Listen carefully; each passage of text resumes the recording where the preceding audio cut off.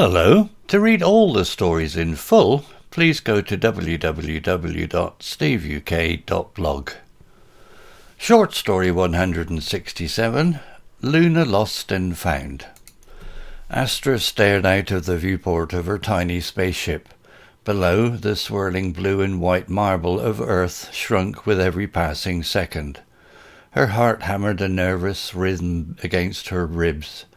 Today was the day. Today she was finally going to Luna, Earth's moon. Astra had always dreamt of space travel. Growing up in a cramped apartment in Tokyo, her only view of the stars was a sliver between towering buildings. But stories of astronauts and lunar adventures filled her nights. Now, at the age of 25, she had saved enough credits to buy a second-hand spaceship, a rusty bucket with dreams taped to the hull. The journey was long and lonely. Days blurred into nights, filled with the hum of the engine and the blinking lights of the control panel. Astra rationed her food supplies, her stomach grumbling in protest. But the closer she got to the Luna, the excitement bubbled over. She spent her free time studying the moon's surface maps, planning her exploration route. Finally, the rocky surface of the moon filled the viewport. Craters like giant pockmarks dotted the grey landscape. Astra gripped the controls, a surge of adrenaline coursing through her. "This is it," she whispered, her voice trembling slightly. Landing was bumpy but successful. Astra stepped out of her ship, the fine lunar dust crunching under her boots. The silence was deafening, broken only by her own breathing. Looking up, she saw a sky filled with a million glittering stars, unfiltered by Earth's atmosphere. It was breathtaking.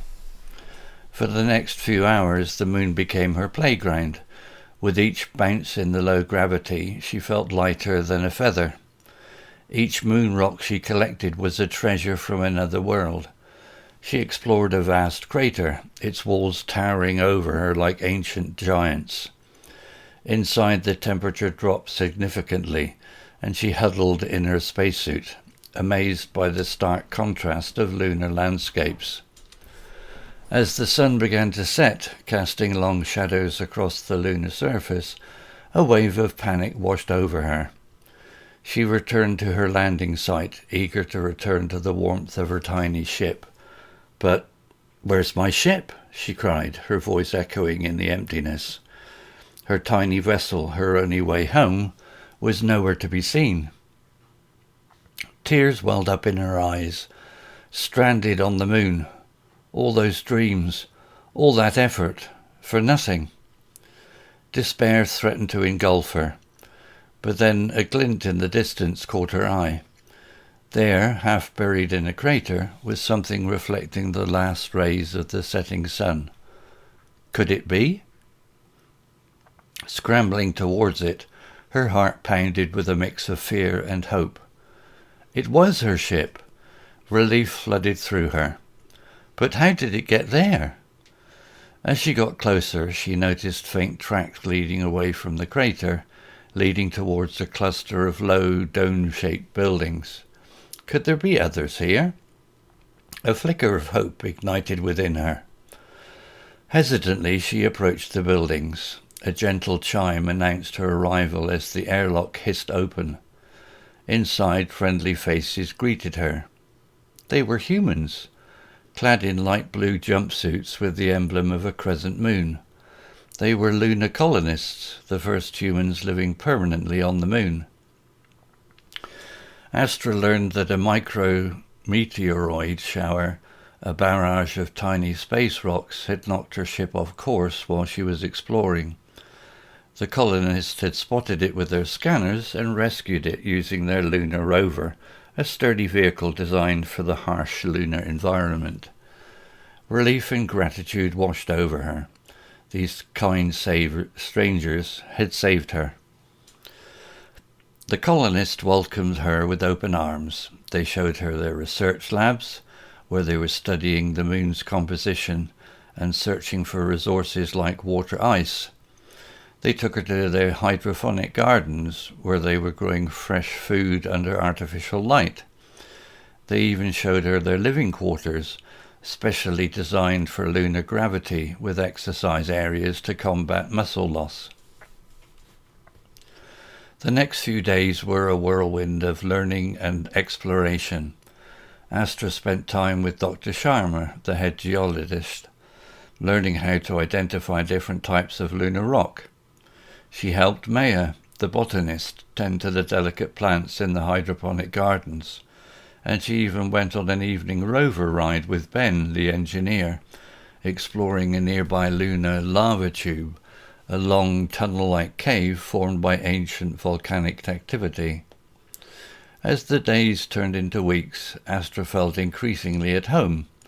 She learned about the challenges the colonists faced, the constant need to conserve resources, the harshness of the lunar environment, and the ever-present danger of micrometeoroid impacts. But as she also saw their passion, their dedication to building a new home for humanity on the moon. Finally, it was time to return to Earth. Astra boarded her ship, a bittersweet feeling filling her heart. She was going back home, back to the familiar blue and green planet, but a part of her longed to stay. Saying goodbye to the colonists, she promised to visit again. They loaded her ship with supplies and information to share with space agencies on Earth.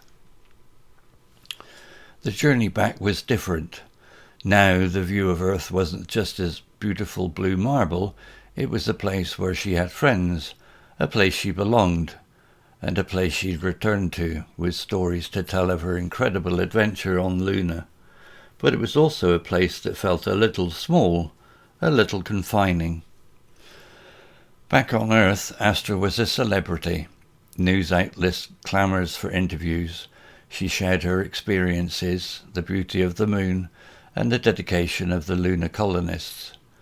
She used her newfound fame to advocate for increased funding for space exploration and lunar settlements. But Astra never forgot her promise. As soon as she could, she saved up enough credits for another trip to Luna. This time, her ship wasn't a rusty bucket. It was a sleek new model equipped with the latest technology. Landing on the lunar surface felt like coming home. The colonists welcomed her back with cheers and hugs. This time, Astra wasn't just a visitor. She had decided to join them. She started helping with research projects, analysing lunar rock samples for signs of water ice. Then she trained to become a lunar rover pilot, navigating the treacherous terrain with skill. Her knowledge of Earth botany proved invaluable in helping Maya develop new strains of plants that could thrive in the lunar environment. Years passed. Astra became a fully fledged lunar colonist. She helped build new modules for their dome, expanding their living space. She even met someone special, Kai, a young engineer who shared his passion for space exploration. Together they dreamt of exploring the far reaches of the solar system. One evening, as they gazed out at the Earth, a beacon of blue and white against the black canvas of space, Astra knew she'd made the right choice. Luna was no longer a desolate rock. It was a home, a place where humanity was taking its first steps beyond Earth, a place where dreams like hers could take flight. Vocabulary notes: space travel, micrometeoroid, a tiny piece of rock or dust travelling through space.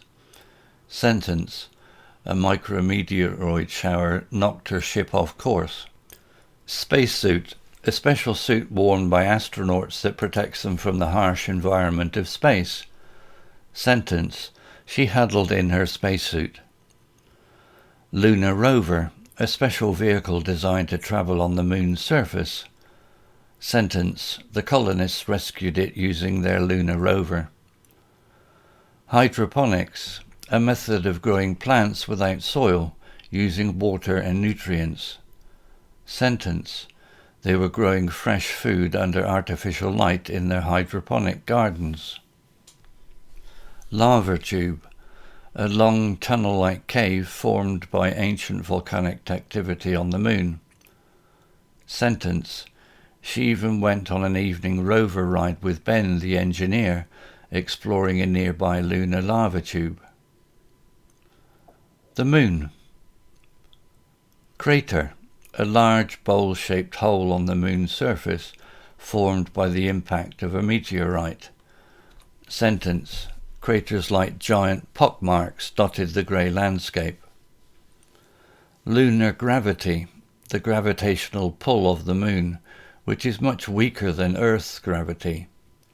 Sentence: their living quarters were specially designed for lunar gravity. Lunar rock, a rock found on the moon's surface. Sentence: she collected moon rocks, each one a treasure from another world. Other. Barrage, a large number of things coming at someone or something quickly.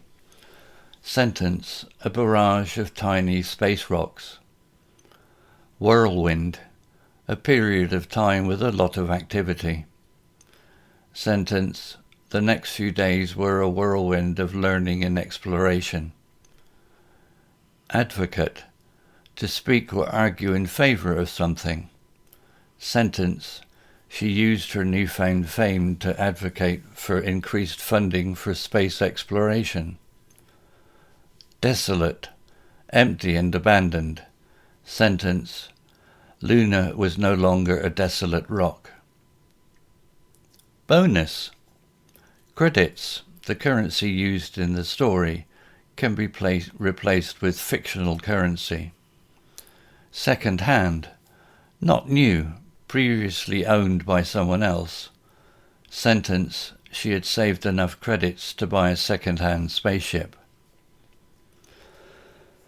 Story written by Google Bard AI. Image created by Desgo.com AI. To read all the stories in full, please go to www.steveuk.blog. Thank you.